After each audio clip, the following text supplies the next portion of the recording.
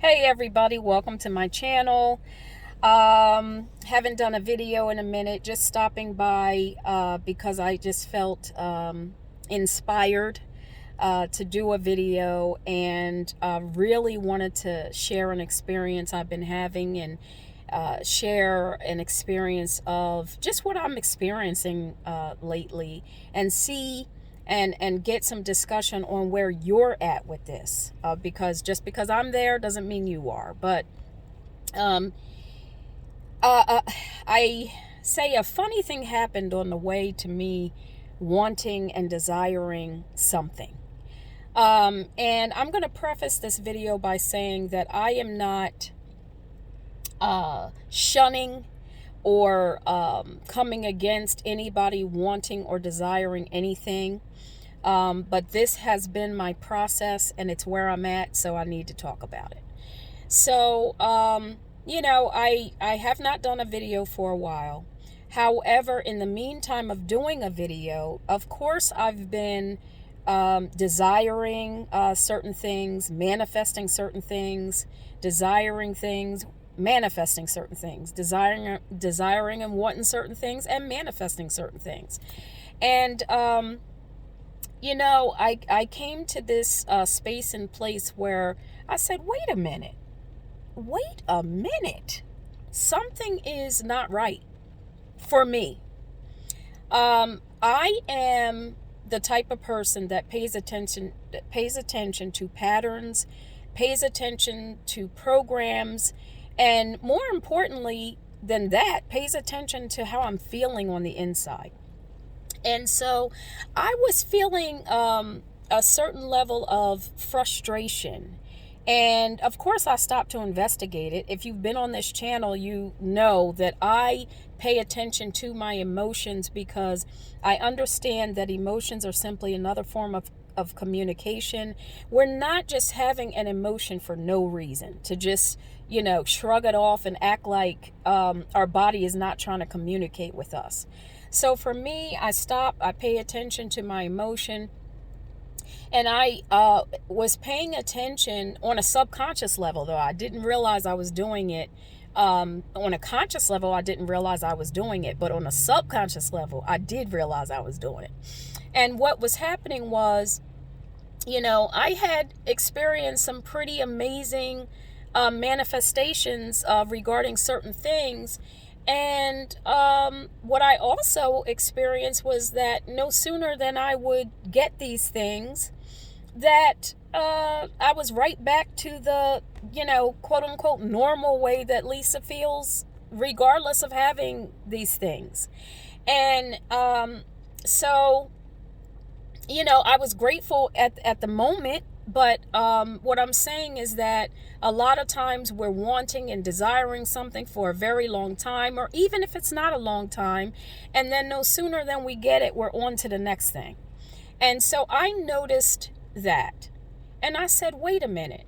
So we're wanting and desiring and getting. Want, desire, get. Want, desire, get. Want, desire, get. And for me, I look at and pay attention to patterns and programs because I am looking to escape programs. If it's a program, I at least want to be consciously aware of it. If I'm going to participate in a program, I want to be consciously aware of my participation, and therefore having some conscious understanding of the part that I'm engaging in that program. But this was an unconscious program that I believe that many of us are participating in. No, you want and you desire something. No quicker than you get what you wanted and desired, then you're on to the next thing. And for me, I said that's no better than any other program that I have sought to escape. That I have sought to, at least, like I said, be consciously aware of, or completely take myself out of that program. And when I became aware of this, I said on a conscious level, I want to rise above this. I want to rise above this. And I didn't know the chain of events that was going to happen. And long story short, because I can draw a story out. But long story short, a interview that was already set to take place between myself and a doctor. I was interviewing this doctor, and the doctor happened to have a book that became number one in certain categories on Amazon. And before talking to him about the subject we were going to talk about, I decided to read his book. And in reading his book, and I'm not going to go into all the details, but in reading his book and following certain things that he was talking about doing within that book, the book was called Anxiety RX, by the way. And I'm not going to get into all the steps and all of that. But in doing some of the steps and work he was telling people to do, or to become consciously aware of and follow this process, this type of thing, it took me into a state of being present. So present, in fact, for a consistent amount of time, meaning for it's not easy to be in the present tense moment, because the majority of the time humanity is living in their minds in either the past or the future. And this is happening on such a unconscious level that it's where we spend the majority of our time as humanity. So we are mostly not present. But this process took me into what I call a present tense state of being. And I was able to remain there effortlessly for let's just say several days. It felt, I'm feeling like I want to say a week, but I don't know if it was quite a week. But what happened in this state of being present, is my mind, I don't want to say I completely didn't have thought, but I was stripped of excessive thought so dramatically. I say dramatically because it jarred me how much thought I did not have while being in the present tense moment. And being in the present tense moment, one of the characteristics of the characteristic of being in the present tense moment is understanding with all assurity, from the top of your head to the bottom of your feet, and every fiber of your being, your cellular structure, your DNA, your understanding. Being in the present tense moment, you understand that in the present tense moment, or being in a state of presence, all is complete in the present tense moment and in a state of being present. So at that time of being present and not having a bunch of excessive thought, I'll just put it that way, I understood this completeness. And so I studied it for a little bit, observed it rather. And I didn't want anything, because in the state of being present, all is complete. There is no desire or want in the state of being present. There is no desire or want. You are not, your mind is not living in the past or thinking about anything in the past. Your mind is not living in or thinking about anything in the future. You are completely present, and in that state, all is complete. And in that completeness, there is no want or desire. So and here's the other thing that happened. Because of being so consistently present and it being so jarring, I actually called my thoughts back, because I had not consistently been in that state, that present tense state of being, that consistently ever. And so it jarred me so much that I called my thoughts back. And when I did that, I understood something as well. It just came over me. Oh, if I'm able to call my thoughts back like that, then thought and emotion, because these things work together, Thought and emotion are simply tools. They're not things that we have to use. They're things that we tend to use because it's how we're currently functioning in this reality.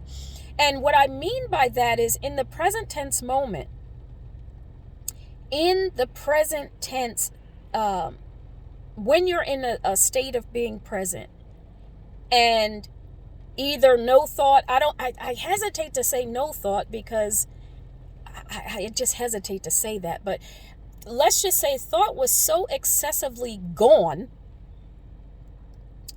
that you were just at peace. There was nothing to want. There was nothing to think about. It was like there was nothing to think about, and there was nothing to have all kind of emotion about either. And so that's what helped me to understand that, okay, in the state of being present, all is complete.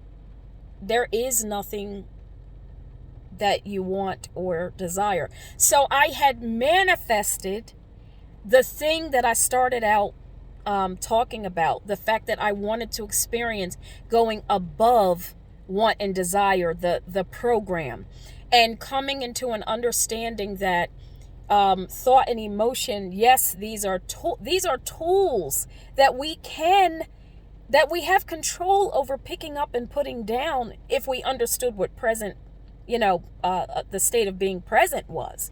But without understanding what the state of being present is, then the very notion of thinking about not having a thought or not needing to think all the time or not needing to experience emotion all the time, that's just a notion, if you have not experienced being in the state of being present. So I just wanted to stop by and share that experience, just to share the experience of where I've been. And it's like, okay, Lisa, where do you go from here in terms of it's like the springboard is this space, the space of understanding that understanding my experience. So since then, I've come out of being consistently in that present, that state of being present. But once you know it, you can't unknow it. Once you know that, you can't unknow it. So anyway, I just wanted to stop by and share that. I'll have to go back and listen to the video to know half of what I just said. But as you listen and hear what I'm talking about, I want to know what your thoughts are, what your experiences have been. How are you feeling about being in a constant state? And perhaps you didn't even know that you're in that state, a constant state of desire and want. And no sooner than you get, then you desire and want again, then you get again, and then you desire and want and again and get again. Like, I mean, perhaps you didn't know, but I'm here to tell you that's a program just as much as anything else. And so to experience being in a state of being present is a gift. And I received it and I experienced it and I wanted to talk about it. So thank you for listening, and I look forward to your comments.